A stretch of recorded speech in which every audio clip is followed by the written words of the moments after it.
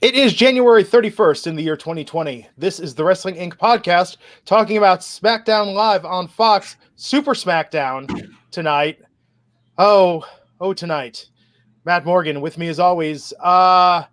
Tonight's show, Matt, do you think they'll remember it more in the annals of history for Braun Strowman winning his first singles title or the dog food segment at the end of the show? Neither, honestly. Really? Well, because the singles, like people on Twitter were saying, oh, Matt Morgan will be happy Braun Strowman finally won a singles title. No, Matt Morgan won't be happy until he wins the world championship. And then I'll still say, yeah, 5 years too late. Yeah. And the dog food stuff is par for the course. They will not stop their obsession with it. And when I saw Roman Reigns, like they continue to write the big dog in the corner of the TV screen whenever Roman Reigns is out there. They have this obsession. It's weird.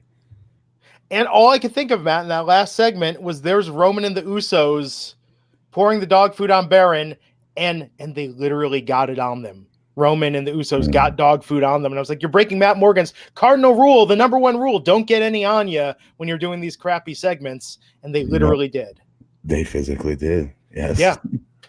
Kind of crazy. So let's talk about tonight's show. We did open with Roman Reigns coming out to good pop. Weird that they called it Super SmackDown in honor of the Super Bowl. This didn't really feel super. I mean, no special guest appearances.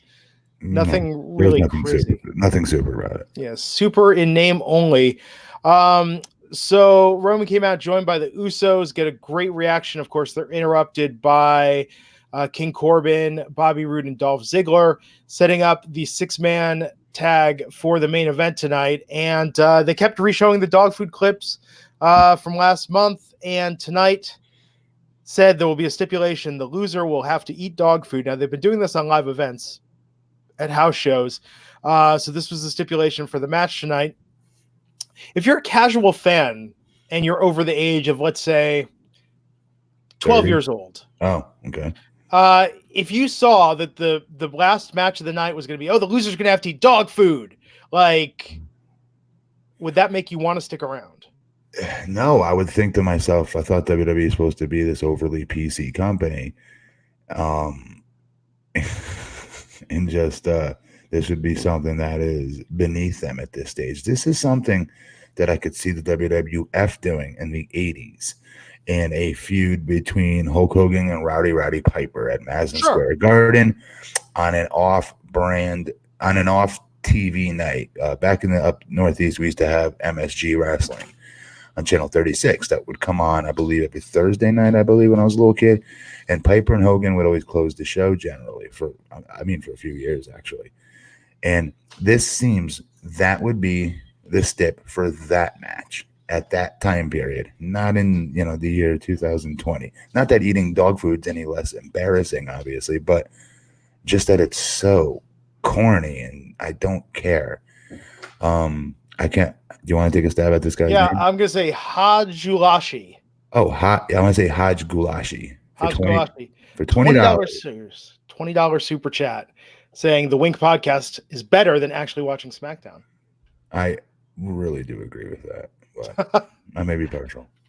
I mean, I don't know if you have this sometimes, but here's my definition of how I look at the podcast versus the WWE programming itself.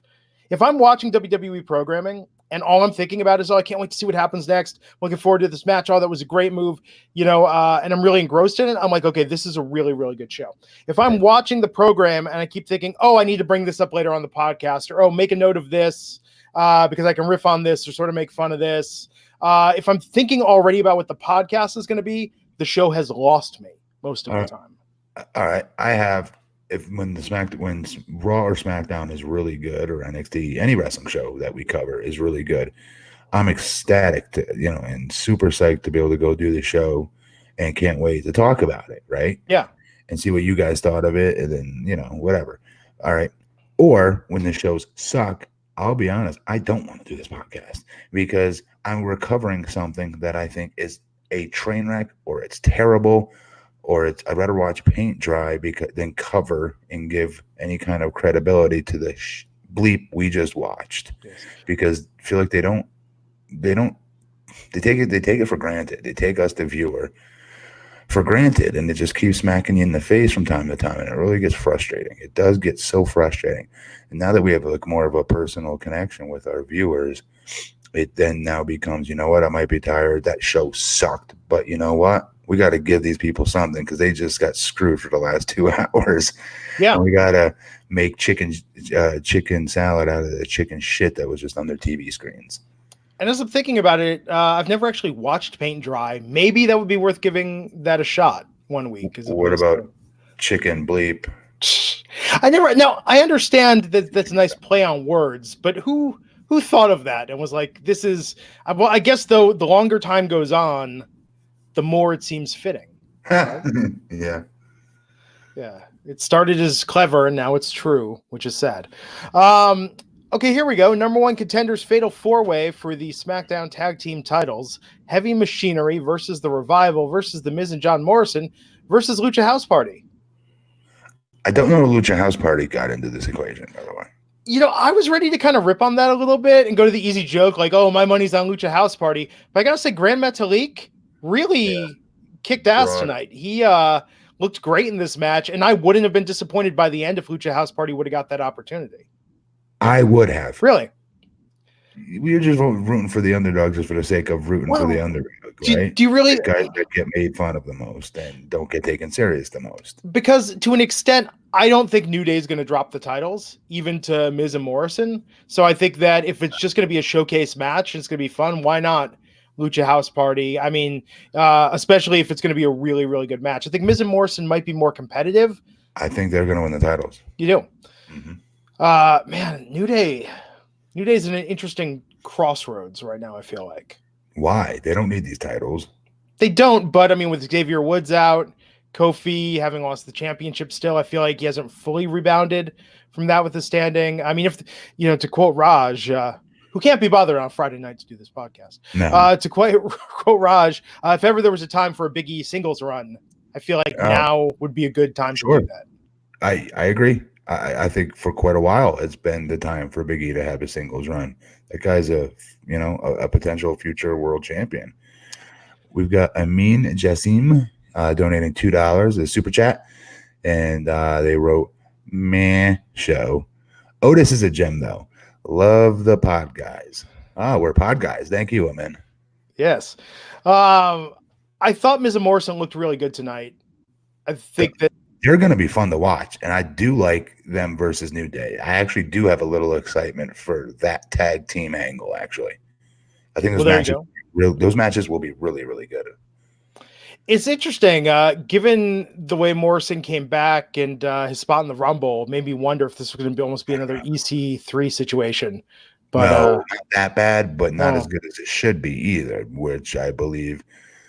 And he's one of my better friends, right? Like I say, a lot of these people are my friends, but Morrison's been like definitely a top 10 friend for sure. If I were to rank him, which I don't, because that would be weird. But you get what I'm saying. He's a good buddy. Started like when I started and everything like that. But so I take that. I am taking that out of the equation when I say I'm not being, just being biased here. He should be a main event, a perennial main event talent on this show. There's no reason why not, but there will be. They will not treat him that way, but I do not think they'll treat him like EC3 either. Yeah. Right here, tag team titles, this is what he'll be around. Intercontinental, U.S. champion. I bet you he'll get another run at that at some point, but it won't be heavyweight, and it should be. Well, after this, we sort of saw the proof of why Heavy Machinery doesn't need the tag team titles. Look how over they were backstage with Otis and Tucker talking to Mandy Rose and Sonya Deville, and Otis getting thanked by Mandy for her help, or for his help in the 30-woman Royal Rumble match, which led to Otis asking Mandy out for a date next Friday, saying she said she has plans next Friday, but she's free the Friday after Valentine's Day. And the crowd just ate this up. I mean, very quickly, Heavy Machinery, Otis and Tucker have become like the Lenny and Squiggy of Friday Night SmackDown, and are just great for an audience pop anytime they appear. First of all, Lenny and Squiggy went over at least 80% of our audience's heads, but I definitely appreciate it. I always appreciated Which one was the taller one? Was that Lenny? Lenny, yeah. I always liked his jacket. I always thought he had a pretty cool jacket. And The Lone Wolf?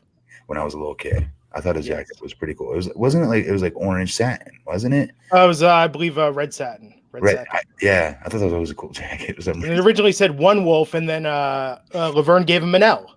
So that was why he had the Laverne L, the Lone Wolf, on the back. I am impressed. Yes. I really am, actually.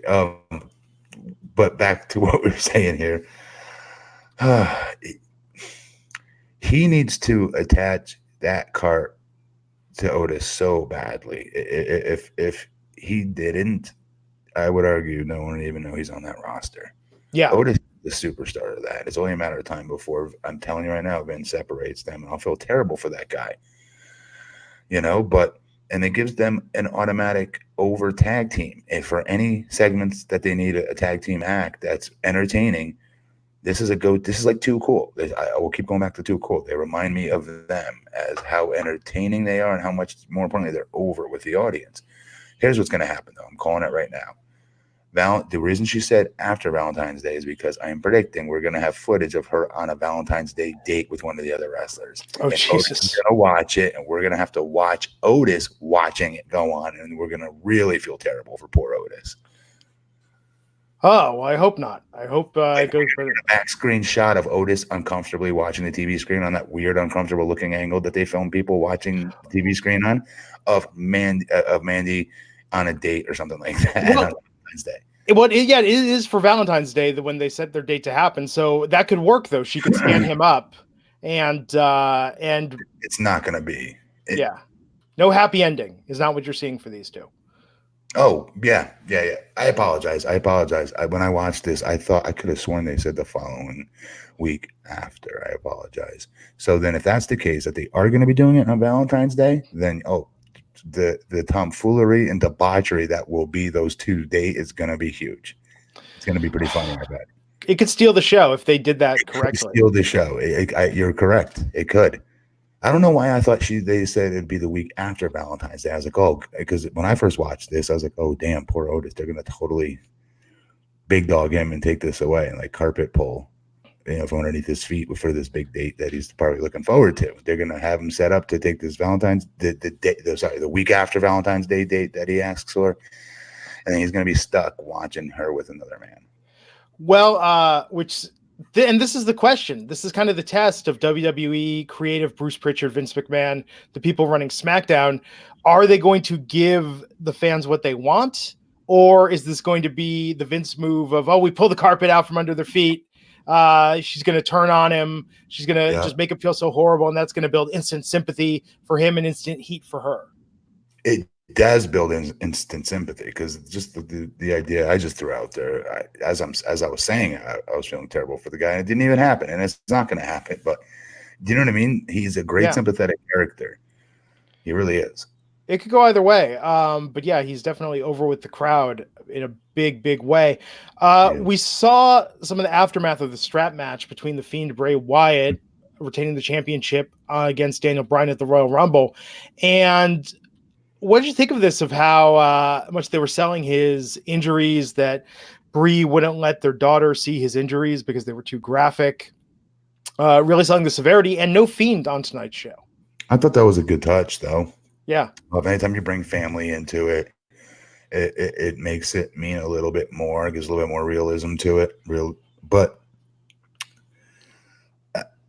I'm okay with Bray Wyatt not being on tonight. I think that he's been on too much, and we were just talking about them starting to ruin him a little bit. Yeah. And time away will not hurt the Fiend at all.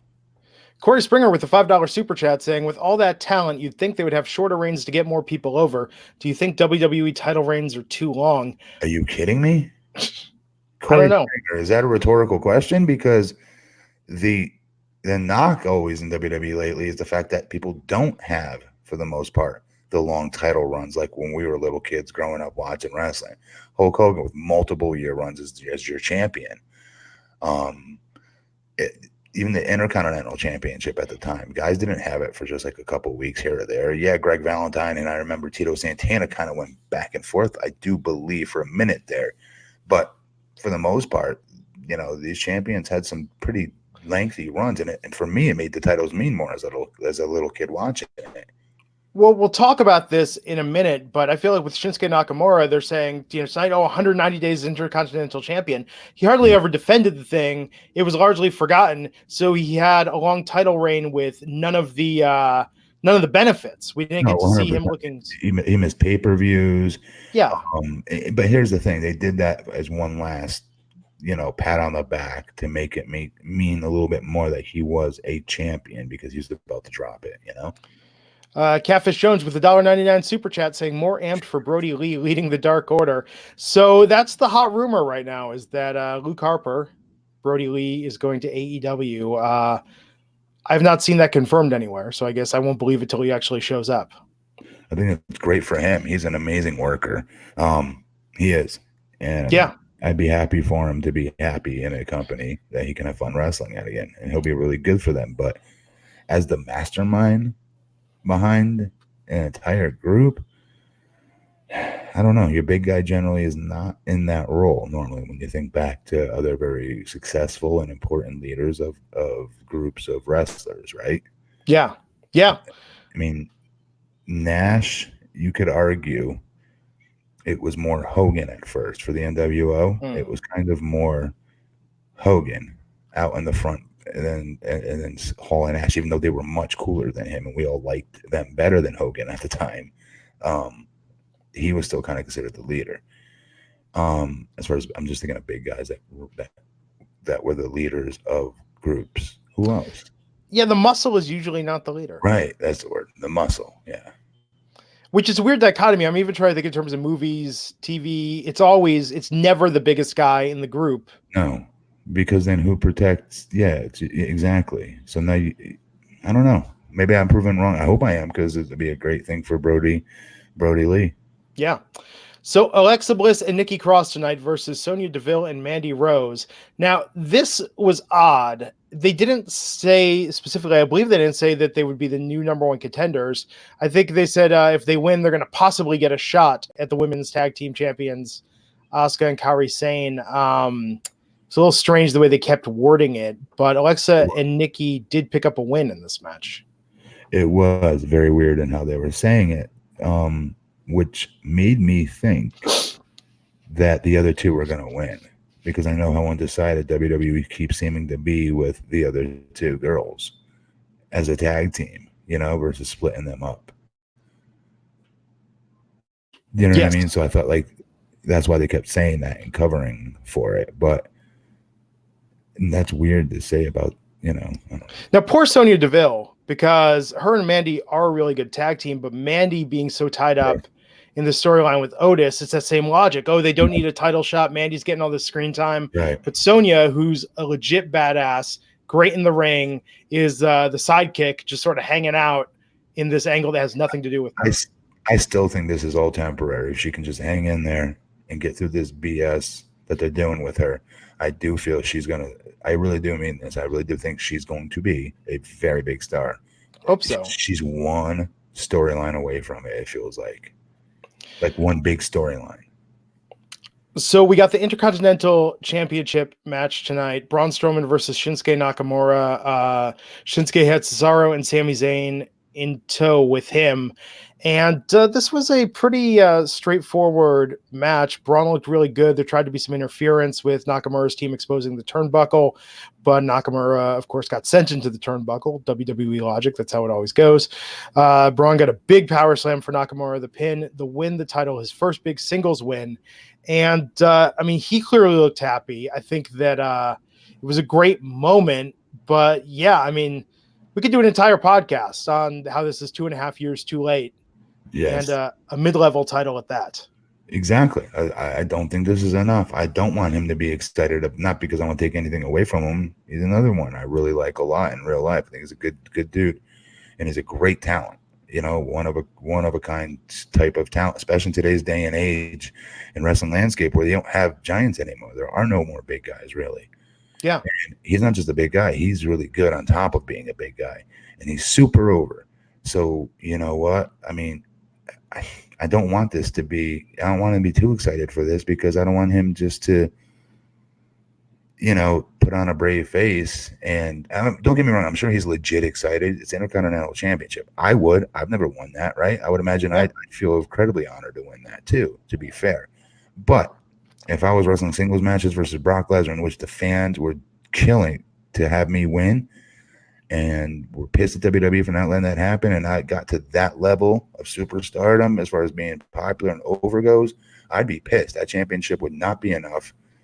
And it'd be heavyweight championship or bust if I was in his shoes. You know what I mean? Because that's all. It's all or that. It's all or nothing, rather, in considering him in that championship, because he is incredibly deserving of it. And anything less is just that. It's less, and he doesn't need it. The heat doesn't help him. Yeah, I mean, now he had the tag titles before with Nicholas. You can relate to that situation of being a monster singles act with 2 tag team belts. Yeah. I mean, is that like sort of the ultimate appeasement to be like, well, you're not going to get the main championship, but we're going to show how strong you are, TNA used to do it all the time to me. Yeah. Definitely.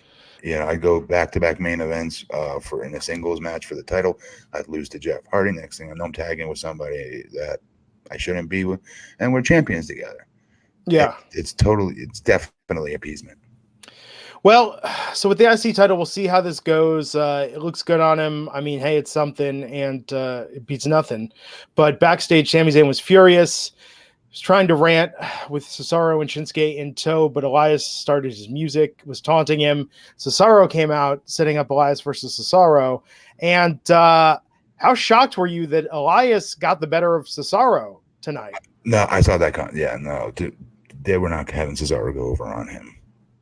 It's so weird, though. We see it in this chat all the time. We see on Twitter all the time, people, when's Cesaro going to get that push? When's Cesaro going to get that chance? Best technical wrestler in the business. Yeah, all those things could be very true, but it's not going to happen. I think that ship sailed as far as WWE creative goes. Catfish Jones with the $1.99 super chat saying Braun with the IC title looks like Rio. I'm not sure how, but I don't get it. I don't get it either. I just felt compelled to read it. JC Harrington saying, why does Vince McMahon hate Cesaro so much?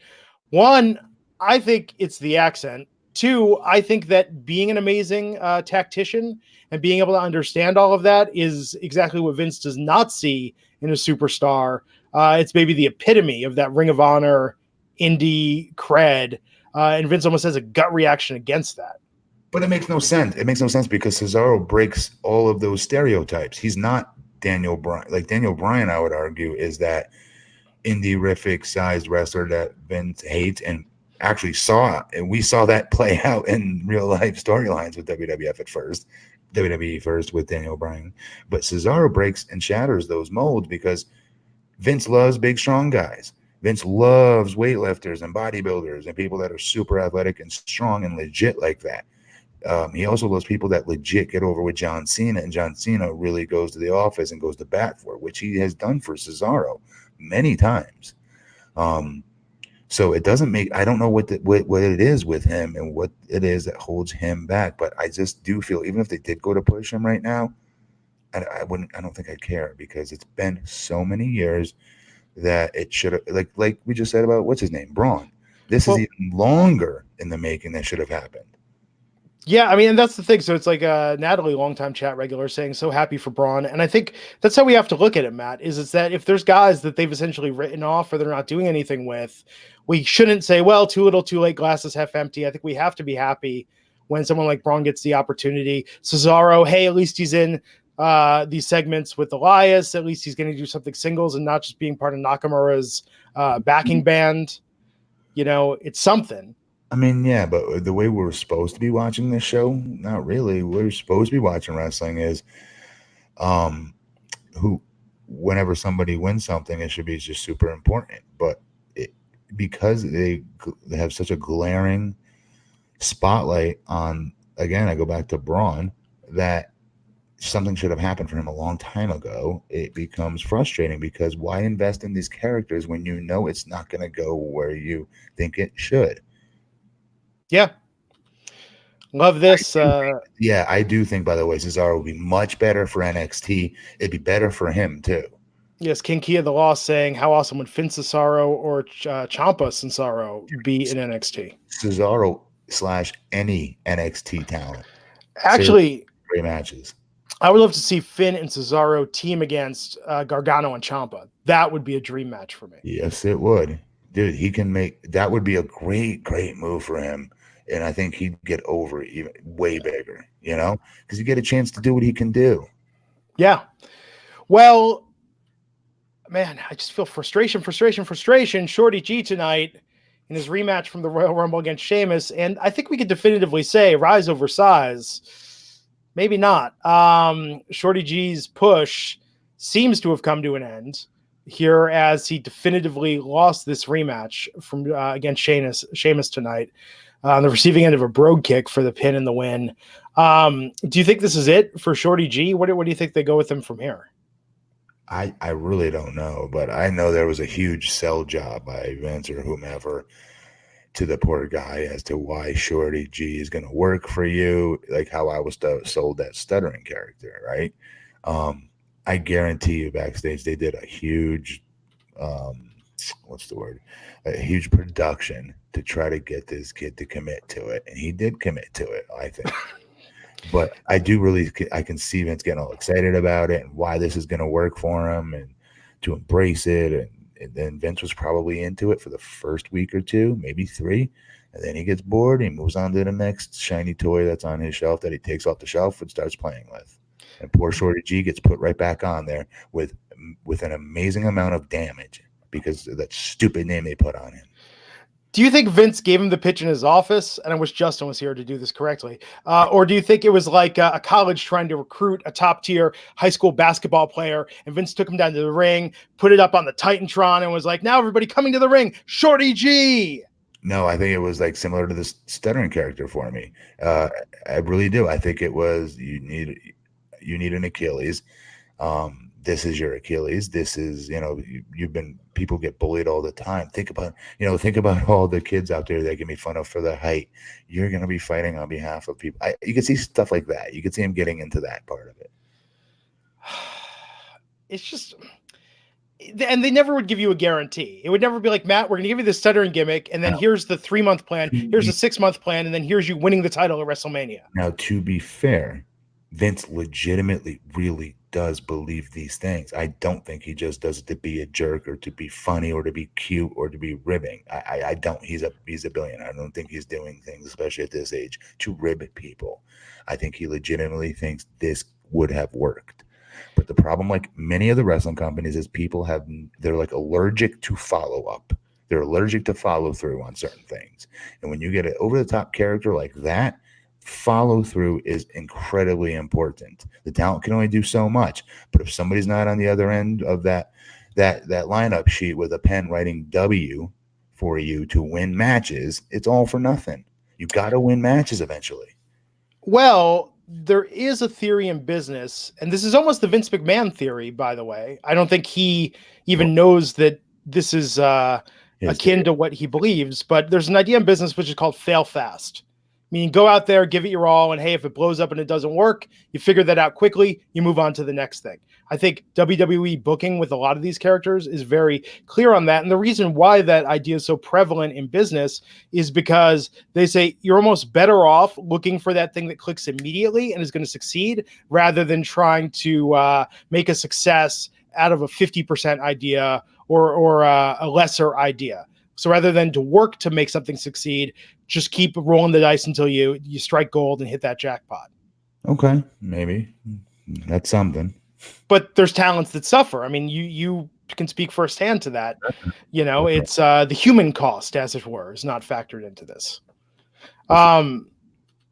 So Bayley tonight coming out to the ring with a smile, with a smirk, talking about defeating Lacey Evans, retaining her title at the Royal Rumble, saying, damn, I'm good. Fans gave her the what treatment. Bayley says she got payback on Evans for injuring her friend Sasha Banks and forcing her to miss the Rumble. She did all of this with Evans' daughter sitting in the front row. But now Lacey's daughter Summer has to look at her mother knowing she's a loser. And she said she thinks it's a given that Charlotte Flair is going to pick her for a title shot at WrestleMania 36. But her music was interrupted by Naomi. I don't know if you saw this, Matt, but Naomi's entrance and clips of her at the Rumble like went viral, not on wrestling Twitter, on regular Twitter after Sunday night. She was perhaps the thing that was being talked about the most outside of wrestling circles on Twitter. How did I miss all that? I was on Yes. Twitter. So on of what was talked about in the Royal Rumble, like Naomi, there was like a clip of her that got 1 million views that somebody else just randomly tweeted saying, "Oh, I need to start watch wrestling again. Who is this girl?" And What's she doing the clip? It was her entrance when she came in, and it was just her doing when her and Charlotte did the double in sync kip ups when they hopped up to their feet. There were a couple of sequences in there, went over huge. So a lot of people were worried Naomi wasn't going to get anything tonight, but she came out with an amazing entrance, got in the ring, got in Bayley's face, and saying Bayley's lying. Bayley says she's beaten everyone, but she's never defeated her. And Naomi, being a former SmackDown Women's Championship, thinks the title could use some glow. And the next chance she gets, she's gonna go for it. Bayley dropped Naomi with a shot to the face. Naomi got some offense in, and Bayley recovered on the ground. Naomi danced around the ring before the Usos and Roman Reigns came out. But with Naomi, do you think that's what they go for the next title shot for Bayley? I'm okay with that. I love. Yeah. I'm a fan. I think she's entertaining as hell in that ring. I think she's the best option right now. We have no clue what's going on with Sasha Banks. If they're not setting up an epic Bayley-Sasha match for WrestleMania, I think Naomi would be pretty darn good with the title. Isn't it amazing, though, Matt? Everything they've done with Lacey to turn her face, Naomi looks like 100 times the superstar Lacey Evans does. She's been there longer and she's more developed. She just is. There's no question. Even though WWE, I think, disrespects her from time to time. Oh, they definitely do. They do, right?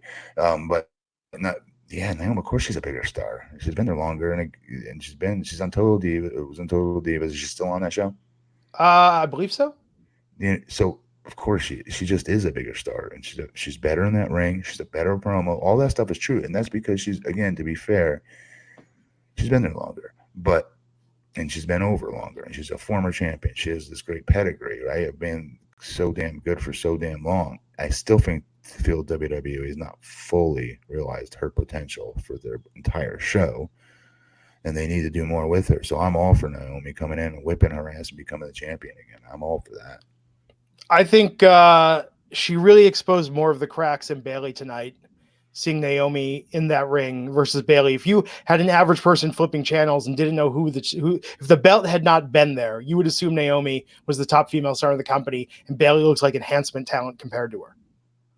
Sure. I don't know about enhancement talent, but yeah. Plain clothes in the ring. You know what I'm saying? Like, yeah, she's not Bayley has lost the character element of it. They never came up with a really good dark Bayley character, in my opinion. I agree with that wholeheartedly. They missed the boat on that. So the main event, loser eats dog food. Roman Reigns and the Usos versus King Baron Corbin, Dolph Ziggler, and Robert Roode. This is just so Groundhog Day to me. Yeah. And didn't you think Dolph Ziggler looked like what's his name from NXT? Oh, Matt Riddle? Yeah. Yeah, a little bit. With that baseball hat on, his jacket. I don't know. A little bit, I thought he did. Well, and it's weird that Corbin comes out in the cape and the crown. Bobby Roode's got the robe. And then there's Dolph Ziggler in a satin jacket and a baseball cap. Very weird. I agree. Like they should be coordinating their outfits a little bit better. I know it's corny, but you should. When I wrestled, you did. If I was in a 6-man tag with Beer Money, if I can get my hands on red trunks, you know what I mean, I would. Yeah. I mean, I just think that's the pure aesthetic of it. You know, you want to look like you belong. You don't want to stand out in a bad way, and certainly not as a lesser in the crew. Yeah, as Tammy's pointing out, Michael Cole was so excited for this match, which made it even worse. The big dog. Jewel Slinger saying, was that real dog food? It, to me, originally what they were showing looked like high school cafeteria, like beef stew with potatoes. Yeah, it was either way though. It served its purpose. It looked nasty. My guess, based on what they poured on him, is I'm actually going to guess that was vegetarian chili. whatever. Yes, still gross. Anyhow, I mean, look, this match was what it was. Everybody got some offense in. Everybody got their spot. But ultimately, it was Roman and the Usos that won. And they cuffed King Corbin after they pulled him around, hung him over the ring post. Yeah, I'm not even sure he ate the dog food, actually. They just threw it on him. And Roman and the Usos proceeded to get dog food all over themselves, which, again, just from a logical point of view, like, man, if you were think back to like when you were a kid, think back like to the worst fight you've ever been in. You know, if you were going to do something hypothetically gross to your opponent, like, I don't want to touch the gross thing.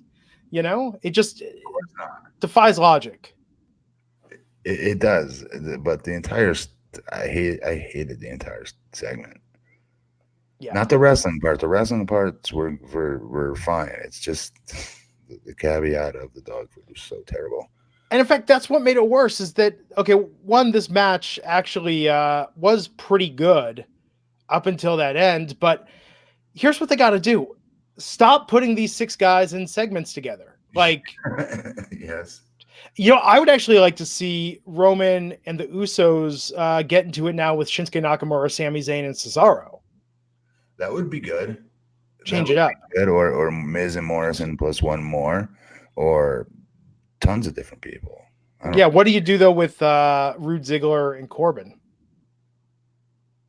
Corbin's a singles act, continue to do his own thing.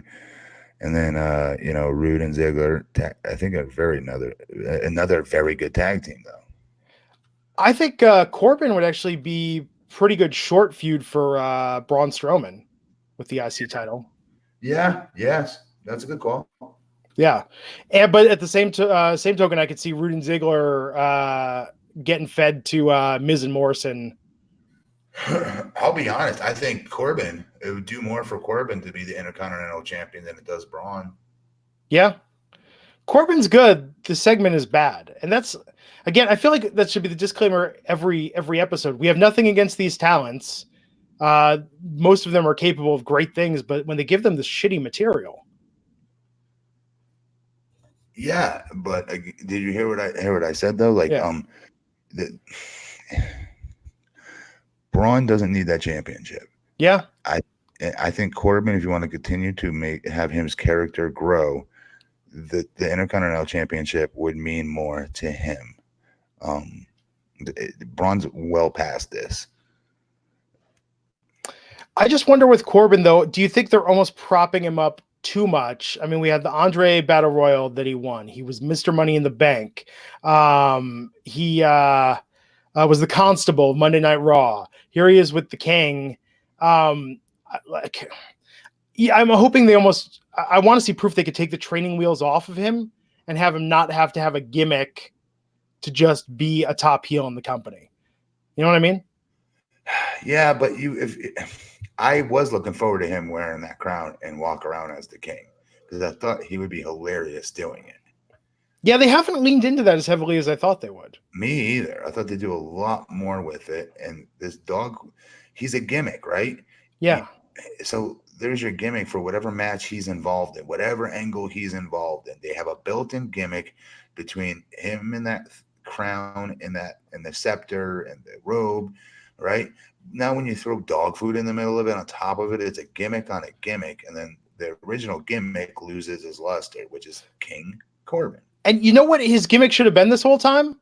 I will defeat you, and then I will make you kneel and bow before the King. Like, just something really, tie it in there. Go over the top with it. That's cool. Basic. Everyone could get that. Everybody gets that. Yeah, I agree with you. The dog food thing is just silly and gross. It is. I'd be very embarrassed if any of my friends walked in the room while that was on. True. Let's see. So overall, do you have a grade? Do you have a rating? What do you think of tonight? Dude, middle of the road, C-. It's weird that this is the network showing the Super Bowl on Sunday. Like, Fox is so invested in this, and the product isn't better. And Fox is investing big time into this. Are they still calling you to do the morning spots? Yep. There you go. Do it two weeks in a row now. But man, it's just you got to step up your writing. They still don't put the onus on the writing. It drives me nuts. They put it on the talent all the time. They'll put it on the network from time to time. They will never point their fingers, for whatever rhyme or reason, at creative. And I just don't get why these people are so bulletproof. I don't get it. Oh, man, they get fired all the time and blah, blah, blah, blah. It's, I don't know. What I mean by creative is not any individual creative team member, but the process of how the creative works. If it's going to be Vince's baby, then guess what? Then we don't need to hire 55 other writers then. If you're going to say no to everything, then what are we doing? We can get some ideas from them here and there. You know what? No, you didn't need to do it before, back when wrestling was at its hottest. Why do you need to do it now? I miss Road Dogg overseeing SmackDown. Brian Ward and the guys that were doing it 2 years ago.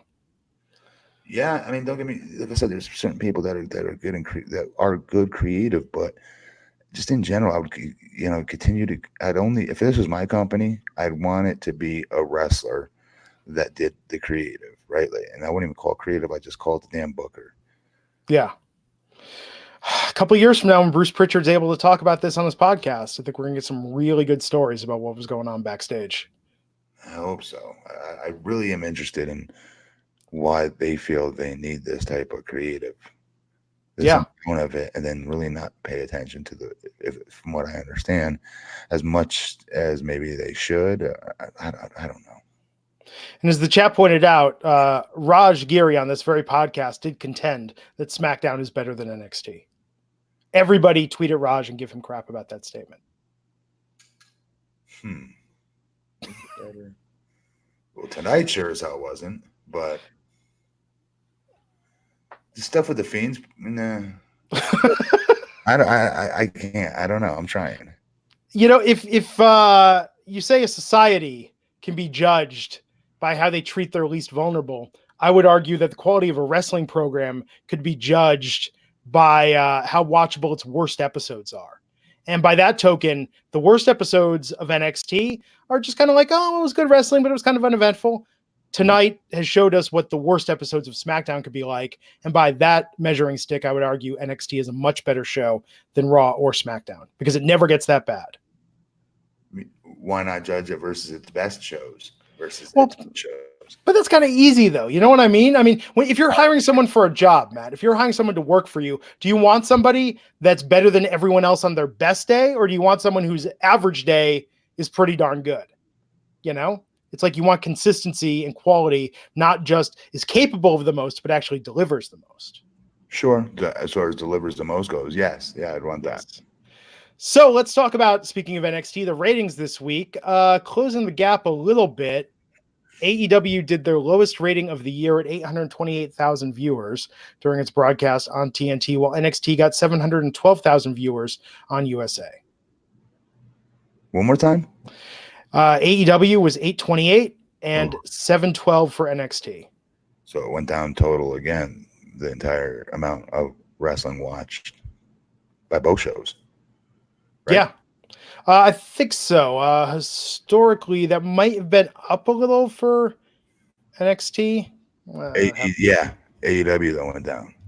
Yeah, AEW did go down. I think that it may have helped. Okay, so they did both drop this week. But I think if there's a reason why they retained, and NXT did drop more than AEW. AEW dropped 43,000, NXT 57,000 was down. I think NXT was probably helped by the finals of the Dusty and the Broserweights, people wanting to tune in and see that. Even if you don't like the Dusty Classic, and we've been very critical of that, I think the Broserweights have gotten really over, and people wanted to see that match, especially even in light of Riddle's backstage confrontation with Brock Lesnar at the Rumble. I don't know. I disagree. I think that NXT tag title was a tag tournament was a huge drawback for that show. I think the tournament was, but I think the Broserweights at least are a draw. Mm-hmm. Maybe they'll have maybe. Not who they wrestled against, though. Oh, the grizzled young veterans. No, they should. They're very talented and they're awesome to Sure. watch. But I'm sorry, they're not over to be closing, NXT shows just yet, or American NXT shows just yet. Yeah. So I think that's all we got, man. I think short and sweet tonight. We're going to be back Monday to talk about Monday Night Raw here. And yeah, I guess we got TakeOver coming up in a few weeks. We got stuff going on. We're on the road to WrestleMania. Matt Morgan, anything to plug before we take this home? Yes, real quick. Can you go, do you have it in front of you to go over WrestleMania weekend? Oh yeah, let me. It's on the Wrestling Inc. page, but let me get the info open. I'll pull it up. So we are doing a meetup WrestleMania weekend.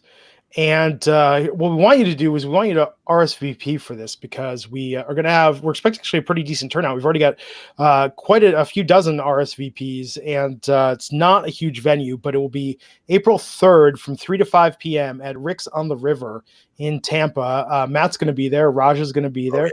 Nick Hausman, Justin LeBar, and myself. We're going to do a live podcast and a meet and greet. Now, there's no cover charge for this, so it's absolutely free. Highly recommend coming out. It will be good to meet everyone. Maybe I should wear the outfit I wore to 80s night at Disneyland the other night. No, Glenn. No one wants to see that. What'd you dress up as? Wait, you didn't see the photo I posted? No. That's not checking my Twitter. If I see your post, I automatically like them. So if I didn't like them, I didn't see it. There we go. I was in Zubaz from top and bottom. Here, let me share my screen. Yeah. Well, I figured, Zubaz were 89, but I figured, why not for 80s night? Rock this look. Dude. Okay. That is definitely a statement. That's very well done, Glenn. Yes. And now you might think, are those blue blockers? No, I found there was like some shop on Hollywood Boulevard, and I was like, ooh, these are like the Terminator X shades. You never see these anywhere. So I bought a pair just for that alone. What about you don't remember Amber Vision? Oh, I remember all the blue blockers. Remember the sunglasses with the mirrors in the side so you can kind of like see behind you? Now the funny thing is you might say, Glenn, you went out and got Zubaz for a costume for this? Oh sure. No. I own those Zubaz already. Bought those years ago. Yeah. Where'd you pull them out of? Where were they located in your house? Where were they located? I did have to find them. One, the top was in a closet and the pants were in a drawer. But in like your current drawer in your current they were kind of buried. So here's what happened. Remember when Mojo Rawley brought back the Zubaz, and I was like, oh, they still make Zubaz? Yeah. So I went to the Zubaz website. I ordered a top and bottom, and I have a Zubaz tie, which I do wear occasionally for business. But I wore them for like 3 weeks. People said, you're not going to leave the house wearing those, are you? Did you ever get that from your wife? Like, you're not going to leave like the question where you kind of know the answer she's looking for? Honestly, I think she should be saying that to me, but doesn't. In fact, we could probably use more of her saying that to me and doesn't. Yeah. But for this, it seemed like an appropriate time. They were very comfortable. It's good times. 80s night at Disneyland was just okay. Not as 80s as you'd want it to be. What did the missus dress up as? She had kind of like a Debbie Gibson hat and a very it's hard to explain the sweater, but it was a very like color combination, like 80s sweater, and then she had the Debbie Gibson hat and Pac-Man earrings, so it was good. Call me stupid. What's the Debbie Gibson hat? Debbie Gibson hat. Remember it was like the little here, let's see, Debbie Gibson hat. Here we go. Well, here's a picture of Debbie Gibson with hat. No, it's not a good one. I apologize, people. The cover of the Lost in Your Eyes single. There you go. That's as good as it gets. Image in tab, share screen. Raj is at home. Like, really? You guys are just talking about this? You guys going on and on about this? Deal with it. Yeah, we are, Raj. That's the Debbie Gibson hat. Oh, I'm glad you showed me because I do remember this now. Yes. Oh man, remember when Debbie Gibson was on top of the world for like a year? She was like so over. She was like the Taylor Swift of 1987. It was crazy. She had that Electric Youth perfume that came out. Oh yeah. She was the Tiffany the same time as Tiffany. Yes. Those were good times. WWE stock. We didn't talk about the story, but WWE lost the people co-running the company yesterday. Jordan Arios and the other executive in charge like stepped down or left. Stock took like a 25% hit today. It's down to like under $50. What's the deal with that? What happened? It's all speculation. I mean, there are people that are like, oh, the earnings are going to be down this quarter, and they, fell on a sword to compensate for that. I mean, I think we'll know the real story once we see the earnings report, which I think comes out tomorrow. I want to say.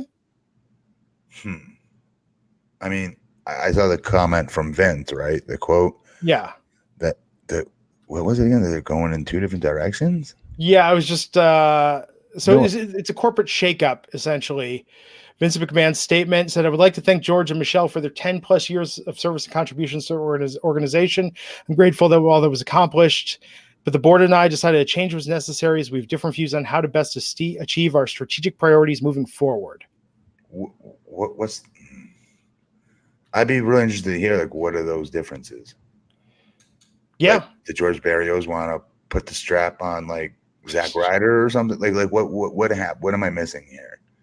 What were these big differences? I don't know. I think we'll know when we see the earnings. It's crazy, the stock, though. I mean, the stock is now worth half of the high that it was at less than a year ago. It was up to $100 a share like a year ago. Buy that stuff now. If it gets down to 20 again, I regret not buying it when it was at 15 back in 2015. Yeah. I mean, you got to talk about a bargain. But yeah, it was up.